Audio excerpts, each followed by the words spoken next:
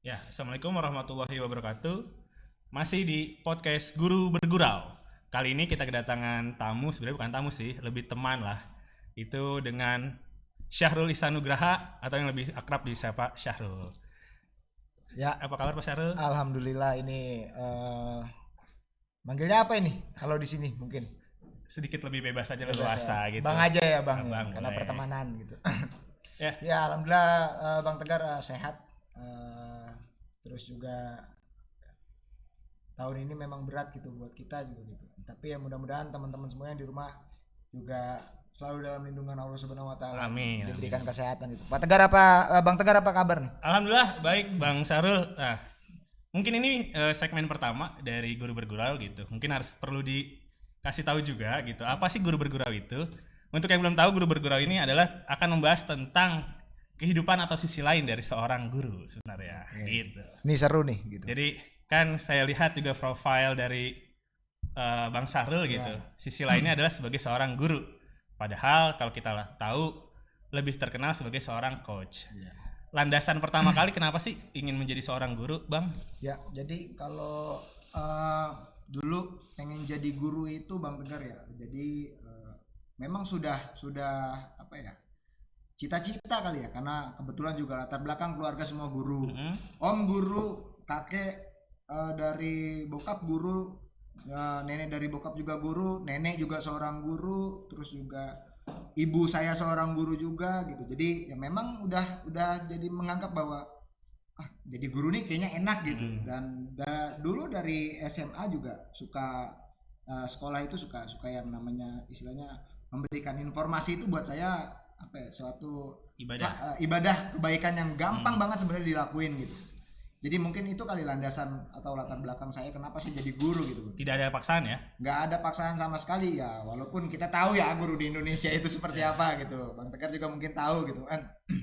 Tapi paling tidak ketika banyak orang bilang bahwa rezeki nggak cuma nominal gitu kan, tapi dengan menjadi guru ini setidaknya apa ya, ya tadi poinnya adalah ibadah yang terus berjalan gitu. Nah, itu kan tadi landasan awal ketika memilih sebagai seorang guru. Ya. Nah, kalau misalnya latar belakang pendidikannya Bang Arul itu dari mana sih? Kalau latar belakang pendidikan ini saya cerita dari mana nih? Boleh dari awal sekolah, boleh dari SD atau TK. Dari TK, boleh dari TK, TK dari main prosotan gitu ya. Iya, sambil Ya, ngebak kan dulu. Ya, oke. Kalau sekolah ya dari tinggal di sini sih sebenarnya dari tahun 2000, enggak tahun 2000, tahun 99. 99 Di tapi Bekasi tuh? Di Bekasi dulu. Di Bekasi dulu di Margahayu. Tapi tahun 2000 pindah karena orang tua punya rumah di Tambun, Kabupaten Bekasi. Dari kota Bekasi saya ke Kabupaten Bekasi. Kalau asli dari? Asli Palembang. Saya sempat tinggal di Palembang. Kecil saya lahir di Palembang. Nah, TK saya di Villa 1.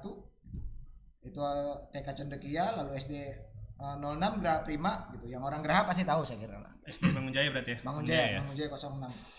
Lalu SMP-nya di SMP 7, SMA-nya di SMA 3 Tambun Selatan, terus kuliahnya di UNJ. Berarti dari SD, TK bahkan ya, dari TK sampai SMA, lingkupnya masih di Geraha Prima. Masih di Geraha Prima. Berarti masih di dalam Desa Bangun Jaya. Iya, ini yang sebenarnya jadi landasan tersendiri kenapa memang saya sebenarnya bukan nggak dapat kerjaan ngajar di Jakarta ataupun gimana gitu. Cuma memang yang saya dulu waktu kuliah itu sudah berpikir bahwa ketika nanti memang selesai studi di UNJ bahwa saya harus pulang ke kabupaten untuk mengabdi di sana gitu, bukan karena hal apapun ya kalau dibilang secara penghasilan ya kita tahu sendiri gitu Pak Fajar ya. Tapi bukan yang melihat karena nominal gitu. Ya, kalau boleh tahu UNJ itu tahun berapa, masuk tahun berapa lulus, sama jurusan apa sih kan tadi ya, mungkin biar pada tahu gitu. Oke. Kalau di UNJ itu masuk 2012. 2012. Berarti kita seangkatan ya? Seangkatan. Ya, seangkatan sekolah. Seangkatan sekolah. Cuma beda sekolah aja. Beda sekolah. Saya 2, Bapak 3. Saya 3 Tambun Selatan gitu. Di masa-masa yang waktu itu beda kayak sekarang. Benar ya, betul banget. Nah, 2012 saya masuk, lalu lulus itu 2016. Cuma saya sudah mulai mengajar itu di tahun 2014. 2014 tuh. 2014 berarti saya sudah sambil mengajar. Kuliah sambil mengajar. Iya, sambil kuliah sambil mengajar. terus juga waktu itu juga dan nggak cuma ngajar aja tapi ngelatih, jadi terus juga sampingan waktu itu wasit futsal juga gitu. Karena memang sebenarnya hobinya ya futsal gitu. Berarti sama lah kita sebenarnya. Saya juga mungkin zaman kuliah juga sudah bekerja, cuman di bidang yang berbeda gitu. Lebih cenderung ke ranah media kreatif. Nah, selain tadi landasan sudah, kemudian latar belakang sudah berapa lama sih mengajar dan di mana saja mengajarnya? Ya, kalau ngajar itu 2014 awal saya SD, Bang Tegar. SD di Jaya Suti Abadi, lalu 2014 2015-nya dapat tawaran di SMP Jaya Suti Abadi juga. Itu 2015 ke SMA 7 Tamun Selatan, tempat kita sekarang sama-sama mencari ilmu, mencari ilmu, menimba dan lain-lain. Ya. Lalu selepas itu 2016-nya di SMA 3. Cuma tahun ini ya karena memang ya, kaitannya dengan aturan tidak boleh mendua gitu, nggak boleh mendua gitu. Jadi fokus di SMA 7 gitu. SMA 7. Kalau sebelumnya banyak ya sekolah gitu? Enggak banyak, cuma 2 cabang. Cuma bercabang. Di sekolah untuk satu mengabdi, satu lagi untuk nyalurin hobi. Ya. Berarti tadi kita kembali ke poin utama bahwa mengajar adalah sebuah ibadah gitu ya, sebuah ibadah. Selain mengajar, ada kegiatan lain nggak sih Bang? Kalau kegiatan lainnya yang ngelatih aja. Jadi perlu diketahui juga buat rekan-rekan guru bergurau, Bang Arul ini juga salah satu pelatih futsal yang mungkin cukup punya nama di Kabupaten Bekasi gitu ya. Punya nama Bang, kalau nggak punya nama orang bingung manggilnya. Bang gitu ya kan. Punya nama pastinya. Gitu. Mungkin kalau yang sering berliga atau ikut lomba-lomba di Kabupaten Bekasi sudah tidak asing lah dengan Bang Sarul. Sekarang sebagai pelatih kepala ya Bang? Pelatih kepala di Porda Putri. Nah, salah satu prestasi jadi padahal jurusannya di luar dari olahraga tapi bisa melatih olahraga gitu. Padahal dia sebagai seorang guru pendidikan kewarganegaraan atau PKN. Nah, hari-hari berarti selain mengajar dan melatih, ada nggak sih kira-kira suka duka selama di sekolah? Misal sukanya selama ngajar di SMA muridnya atau gimana gitu kan? Nah kalau bahas tentang ini menarik sebenarnya. Bang Tegar ya. Ini menarik. Kenapa saya bilang menarik? Eranya sekarang tuh beda dengan era kita dulu ya. Era kita dulu gitu kan. Betul. Dalam artian kalau Bang Tegar di SMA 2 mungkin ya kita sebelumnya sempat ngobrol-ngobrol juga gitu. Lalu sama teman-teman yang lain kayak Bang Arya, Bang Fajar gitu, walaupun ya sebenarnya teman-teman ruang lingkup di sekolah dari SMA di kabupaten juga gitu kan, bukan orang-orang yang jauh gitu. Bukan orang-orang yang jauh. Cuma mungkin sadarnya baru ketemu di sini gitu. Yang ibaratnya benar apa kata orang bahwa dunia tuh sempit gitu kan, dunia tuh sempit gitu. Nah, kalau suka dukanya selama ngajar ya mungkin ini tantangan tersendiri sih sebenarnya buat kita gitu. Dalam artian buat kita ya Bang Tegar juga guru lah gitu kan. Dan saya juga guru gitu. Dalam artian mengikuti perkembangan zaman saya kira perlu. Dalam artian supaya kita ya kalau bahasa anak sekarang kalau bahasa istilahnya di anak-anak saya, karena saya sering ketemu anak-anak futsal itu, jangan sampai digocek. Jangan sampai digocek gitu. Jangan terlena lah. Jangan sampai dibohongin gitu loh kan. Gitu. Nah, ini yang jadi hal yang menarik juga terkait dengan suka duka itu. Kalau yang sekarang lebih ke mungkin dengan hal yang positif dulu kali.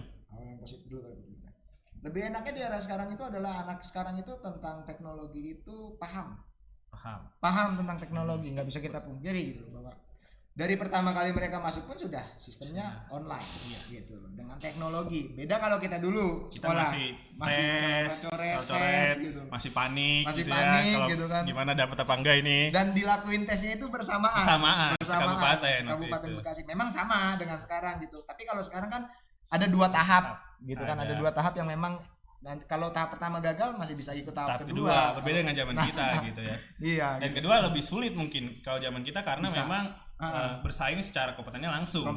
Dan benar-benar nilai dan kemampuan otak. Gitu. Kalau nggak pinter-pinter ya ya mungkin pasti pilihan lainnya. Benar. Gitu. Nah, itu yang pertama gitu ya.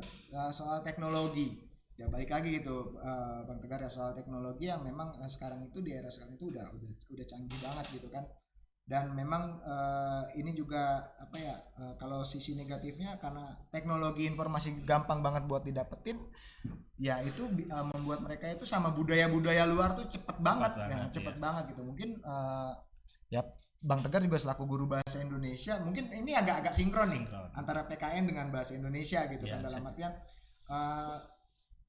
hal-hal yang memang negara kita punya yang dipelajari gitu kan, hal-hal di negara kita punya yang dipelajari, sehingga kultur luar masuk mereka bisa bisa mendapatkan itu dengan cepat ya, sehingga pelan-pelan ini luntur nih ya, apalagi sekarang joget-joget TikTok nih ya. Joget-joget. Mungkin budaya literasinya, budaya mencarinya gitu. Kalau zaman kita kan istilahnya dulu kalau ingin sesuatu researchnya tuh susah banget.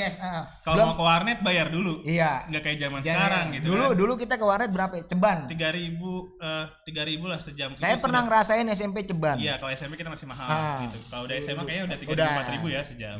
Dulu udah, kalau SMA mah udah ada paket malam, ceban sampai pagi. Handphone aja kita dulu masih cuma telepon SMS aja. Telepon SMS, layarnya warnanya abu-abu. Kalau nggak kuning biru. Iya, itu juga bekas bokap. Ya kan beda sama anak-anak sekarang gitu kan. Nah, ya terkait suka duka yang sekarang ya mungkin itu kali Pak Tegar ya. Nggak bisa kita pungkiri bahwa hal-hal yang memang di era globalisasi ini mungkin cepat banget buat ditangkap gitu, beda sama zaman kita dulu gitu kan, beda banget sama zaman kan masif gitu. banget ya, masif banget parah media sosialnya. Kalau kita kan dulu cuman awal-awal sekolah Friendster mungkin ya. Friendster. Saya punya mulai Facebook. Saya punya Friendster tuh di SMP kelas 9 tuh. Saya SMP kelas 9 sudah main Facebook, Pak. SMP kelas 9 saya baru bikin Friendster, nggak lama dari itu baru Facebook. Kalau saya ngerasakan di kelas 9 itu SMP atau sekitar tahun 2009 itu Facebook sudah booming. Iya. Dulu juga saya ngerasain teman-teman HP udah kamera, saya masih yang layarnya abu-abu gitu. Kalau kita banting ke lantainya yang pecah. Itu bukan HP-nya, beda sama HP sekarang. Iya, betul. Kalau Pak Tegar gimana nih? Kalau ya boleh ya, saya nanya Pak Tegar gitu, boleh gitu. Karena ngobrol kan, kita sambil ngobrol santai gitu. Ya gimana sih menurut Pak Tegar gitu di bedanya nakalnya kita dulu sama nakalnya anak sekarang nih gitu? Kalau buat saya sih sebenarnya indikator nakal sama saja gitu, gimana pribadi. Tapi kalau lihat anak-anak zaman sekarang nih Bang Arul, yang mengkhawatirkan adalah apa? Satu, mereka nakal itu atas landasan dari diri pribadi gitu. Sedangkan kita dulu zaman kita nakalnya itu untuk membela nama sekolah, ya nggak sih? Iya benar. Bahkan saya dulu, mohon maaf gitu, zaman kita SMA mungkin sedikit keras, ribut sekolah sini sekolah sana karena ingin mempertahankan nama sekolah dari lomba dan lain-lain. Berbeda dengan anak sekarang. Maksudnya entah ini dari era yang sudah berubah atau masifnya dunia media sosial yang menjadi mereka seperti apa ya istilahnya, perubahan karakter itu atau budaya yang sekarang dialami oleh anak-anak itu berbeda dengan angkatan kami. Cepet banget. Jadi kalau sorry Pak Tegar, kalau bahas soal ribut nih punya cerita menarik nih antara SMA 3 sama SMA 2 nih gitu. Dulu kayak saingan 1, 2, 3 dulu. UGB sama 4, 5 belum terlalu lama. Belum. 5 belum. 5 itu baru gitu, baru. Zamannya 2 habis, futsalnya 5 baru naik nih. Kalau ngomong di futsal nih ya gitu. Kalau ngomong di futsal nih. Ya benar apa yang dibilang sama Pak Tegar tadi, kalau dulu itu kita ribut itu ngebela nama sekolah ya. Sempat kejadian antara 3 sama 2 di Red Soccer. Sedikit Red Soccer 2010 atau 2011. Iya, saya cuma satu tim tanpa supporter, sedangkan di SMA 2 itu full supporter. Semifinal itu. Karena memang kalau SMA 2 diguyupkan gitu oleh alumni dan angkatan kakak kelasnya. Itu memang yang istilahnya ya salah satu hal yang saya bangun juga dulu, bahwa dulu zamannya saya sekolah saya nggak punya masa nih, nggak punya supporter ya.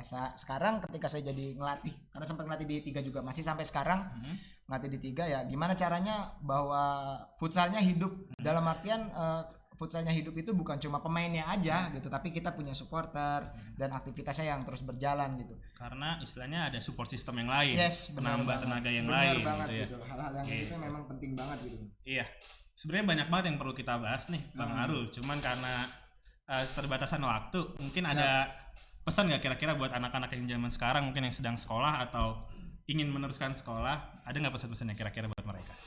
Ya mungkin pesannya gini kali ya, nakal sewajarnya gitu, nakal sewajarnya, berkarya tanpa batas gitu. Karya tanpa batas. Berkarya tanpa batas. Misalnya kalau zaman kita dulu sering beri asupan oleh guru-guru tuh, Iya, gitu. nakal boleh, Nakal bego boleh, jangan, bego istilah jangan. katanya gitu Iya. kan, istilah kata konotasinya Bego gitu jangan, ya. Ya mungkin itu aja rekan-rekan guru bergurau untuk podcast pertama kami gitu ya dari guru bergurau ya, atau sisi lain kehidupan dari seorang guru.